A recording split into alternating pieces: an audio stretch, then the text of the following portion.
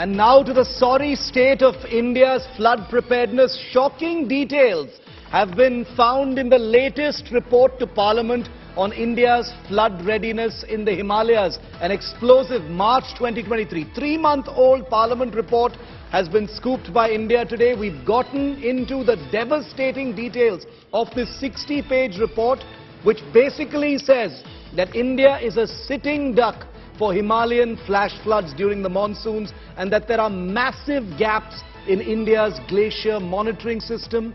India sorely lacks a robust early warning system in our hill states, and there is no national disaster management disaster plan for the Himalayan states. That is just an appetizer of this very troubling 60-page report submitted just 3 months ago, detailing why India is a sitting duck for monsoons, for flash floods in the Himalayan states. I want to go across to India today's Akshita for more on this. Akshita, an incredibly unnerving, disturbing report, and what's even worse is that it comes just 3 months before what we're seeing play out now.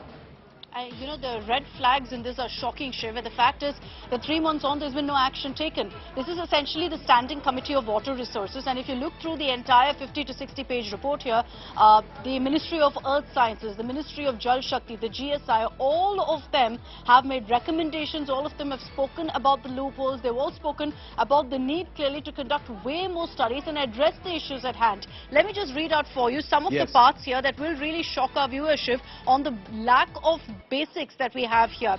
The Geological Survey of India has asked a specific question with regards to the Himalayan glaciers, to which the GSI says we have not conducted specific studies on estimated volume loss of glaciers between 1950 to 2020. We don't have an estimate of what it will be like by the year 2100 as well. That's one example. Now, if I go to the latter part of the report, where suggestions are sought from different groups, what's a common thread of all the departments or all the ministries involved here? All of them talk about the need for an agency to be set up, one single agency to take care of all of these issues, which has clearly not been put in place.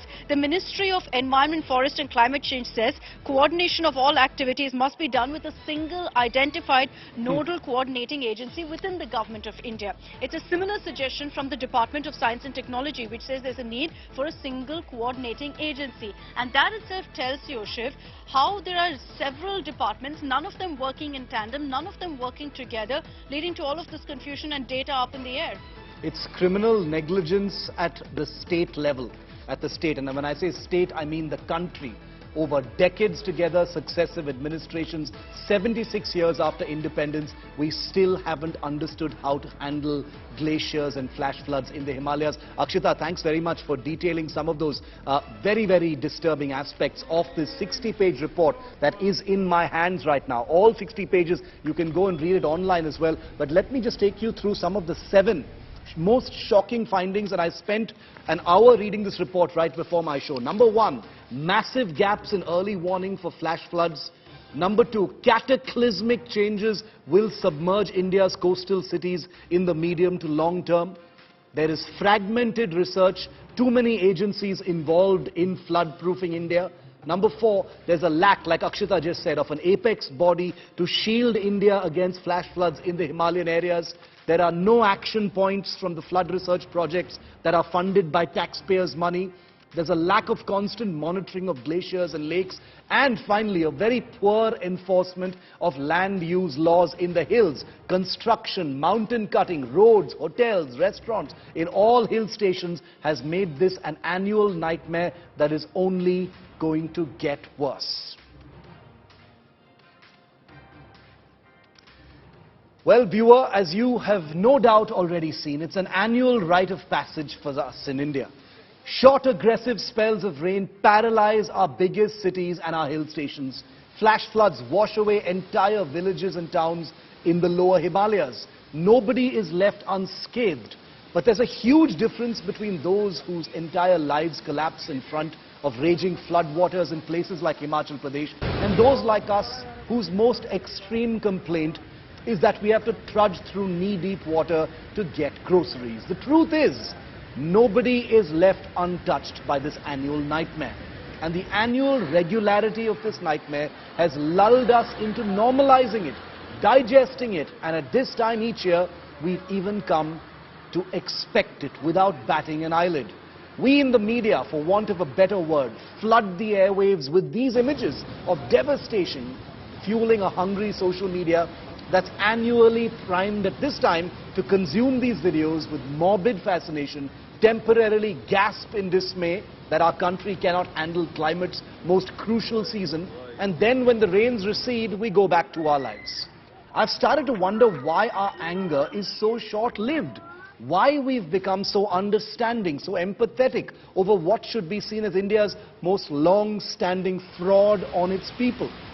In an age of global intolerance of so much, why are we as Indians so tolerant of the fact that untold billions in taxpayer wealth has delivered a country that cannot absorb that most basic of gifts from the sky, drops of rain?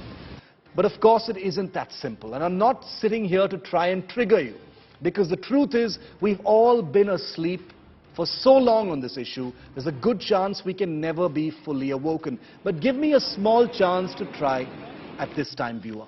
In the 65 years from 1953 till 2018, a total of 1,10,000 people have died in India's heavy rains and floods. This year, it's 26 deaths and counting. A total of 6 million animals have died in this same period. The total damage to India has been estimated at over 4 lakh crore rupees and counting. These are figures in the 2021 report by the Parliamentary Standing Committee on Water Resources, which means that the total losses till date is much more than these figures I've just quoted. But that's nothing, because I picked up a copy, viewer, of this latest Parliamentary Standing Committee report that was submitted just 3 months ago in March this year. And one devastating piece of testimony caught my eye that appears to fully capture India's total failure to prepare for this annual nightmare in the Himalayas.